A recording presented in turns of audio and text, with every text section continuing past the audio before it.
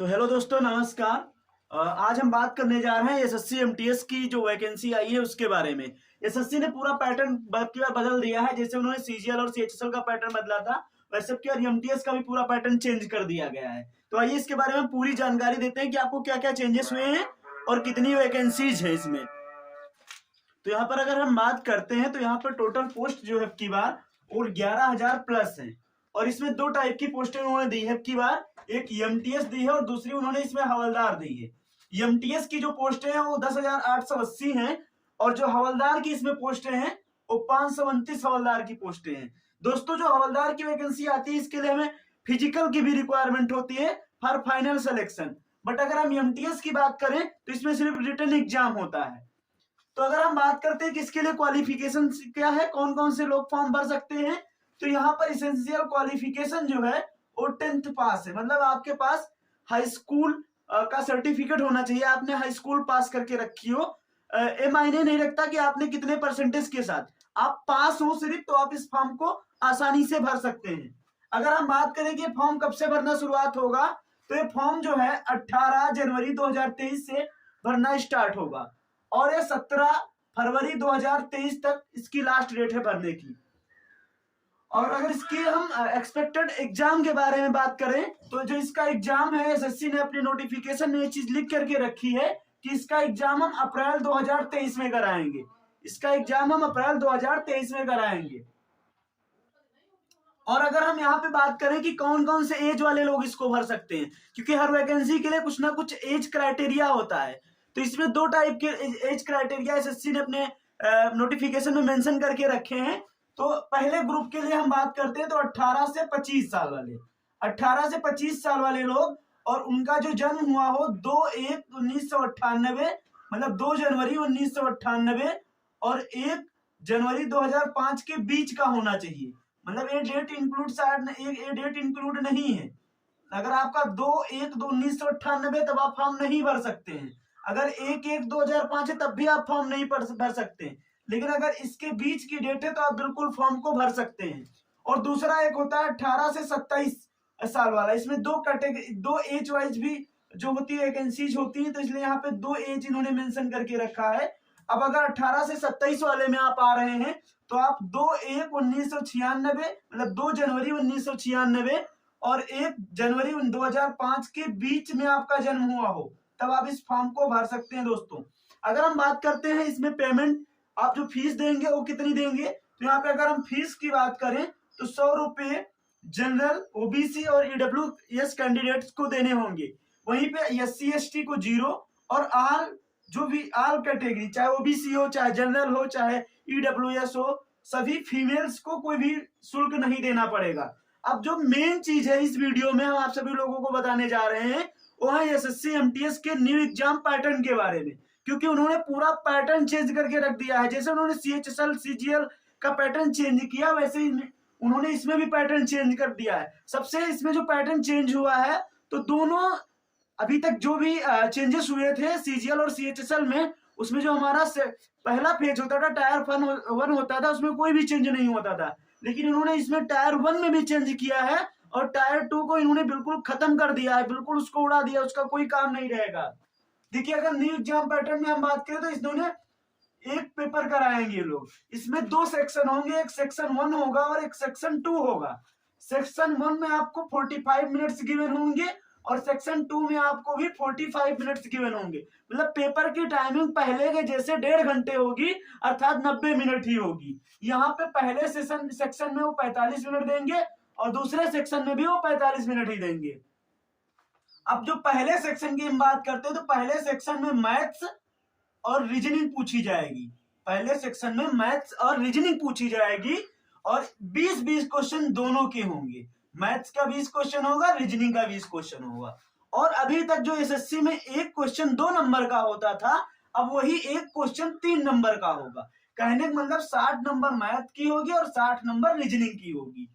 और जो सबसे बड़ा चेंज किया है इन्होंने, कई बच्चों को मैथ बहुत अच्छी आती थी तो जितना भी क्वेश्चन होता था सब सही करते थे और अच्छे नंबर गेन करते थे, अपनी मेरिट बनाते थे।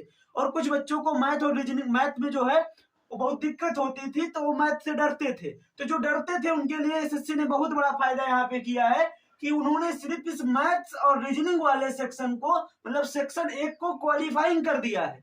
सेक्शन 1 को उन्होंने सिर्फ क्वालिफाइंग कर दिया है, मींस यहां से मेरिट नहीं बनेगी। अगर आप जनरल कैटेगरी से बिलोंग करते हैं और आप 30% नंबर लाते हैं तो आप, और अगर ओबीसी में आप 25% लाते हैं या ऑल अदर कैटेगरी कोई भी है आपकी, उसमें से कोई 20% नंबर लाते हैं, तब आप जो है ए सेक्शन क्वालिफाई कर लेंगे। कहने का मतलब आप इसमें पास हो जाएंगे सेक्शन 1 में, और आपको इसमें पास ही होना है, क्योंकि फाइनल मेरिट अब की बार सेक्शन 1 मतलब मैथ्स और रीजनिंग से नहीं बनेगी वहीं पे, और इसमें कोई भी निगेटिव मार्किंग नहीं है। अगर आप तुक्का भी मारते हैं तब भी आपका अगर गलत है तो आपके 3 नंबर कटेंगे, लेकिन कोई माइनस मार्किंग नहीं है, मतलब कोई एक्स्ट्रा माइनस आपके मार्क्स डिडक्ट नहीं किए जाएंगे। जैसे पहले क्या था, अगर आपका एक क्वेश्चन गलत था 2 नंबर का होता था तो 1/4 मींस 0.5 मार्क्स आपका डिडक्ट कर दिया जाता था। वहीं पे सेक्शन 2 की बात करते हैं, आपको नौकरी यही दिलाएगा। सेक्शन 1 आपको यहाँ तक पहुंचाएगा और सेक्शन 2 आपको नौकरी दिलवाएगा। कैसे, देखिए यहाँ पे जनरल अवेयरनेस और इंग्लिश 2 सब्जेक्ट पूछी जाएंगी और दोनों से 25-25 क्वेश्चन होंगे। मैथ और रीजनिंग में 20-20 क्वेश्चन, जीएस मतलब जनरल नॉलेज से, जनरल अवेयरनेस से और इंग्लिश से आपको 25-25 क्वेश्चन मिलेंगे और सभी क्वेश्चन 3-3 नंबर के होंगे। वहीं पे अगर हम बात करें तो इसलिए 75 मार्क्स का हो जाएगा और ये 75 मार्क्स का हो जाएगा। मतलब आपकी जो फाइनल मेरिट लिस्ट बनेगी जिससे आपको सिलेक्शन मिलेगा वो 150 मार्क्स होंगे। मतलब आपको आउट ऑफ 150 स्कोर करना पड़ेगा फाइनल स्कोर के लिए, और जो आउट ऑफ 120 जो यहां से मिलेगा उसमें से आपको सिर्फ क्वालिफाइंग करना है। अगर आप उसमें एक क्राइटेरिया फुलफिल करते हैं, इतने मार्क्स आप गेन करते हैं, तो आप सेक्शन 2 की आपकी जो भी आपने पेपर किया होगा उसको इवेलुएट करेगा एसएससी। अगर आप सेक्शन 1 में इनके क्राइटेरिया को नहीं पार कर पाते हैं तब आपने सेक्शन 2 में चाहे जितना स्कोर किया हो उसका कोई भी मायने नहीं रहेगा। लेकिन जो मेन चीज, जो बहुत बड़े डिफरेंसेस हैं दोनों सेक्शन में, कि सेक्शन 1 में नो निगेटिव मार्किंग, मतलब यहाँ पे कोई भी मार्क्स माइनस मार्किंग नहीं है यहाँ पे, और यहाँ पे माइनस मार्किंग भी है। और हम जानते हैं एसएससी अभी तक माइनस मार्किंग 1/4 करता है। यहाँ पे अगर एक क्वेश्चन गलत होता था तो आपको 0.5 मार्क्स आपका क्या होता था, माइनस हो जाता था। और अब की बार अगर एक क्वेश्चन गलत हुआ तो आपका एक क्वेश्चन कटेगा, जबकि क्वेश्चन जो है वो 3 नंबर का ही है। कहने का मतलब ये है कि आप एक क्वेश्चन पे 1 नंबर माइनस होगा। अगर आप एक क्वेश्चन करते हैं और वो गलत हो जाता है तो आपकी ओर से 4 नंबर डिडक्ट होंगे, एक तो 3 उस क्वेश्चन के और एक आपका माइनस मार्किंग वाला। मेरिट इसी सेक्शन से बनेगी जो हमने पहले ही बताया है। और दोस्तों अगर आपको इसका फॉर्म भरना है तो आप sscnic.in पर आप विजिट कर सकते हैं और अपना फॉर्म भर सकते हैं। यहाँ पे जो हवलदार की वैकेंसीज हैं 529 वैकेंसीज, इनके लिए उन्होंने फिजिकल क्राइटेरिया भी मांगा है।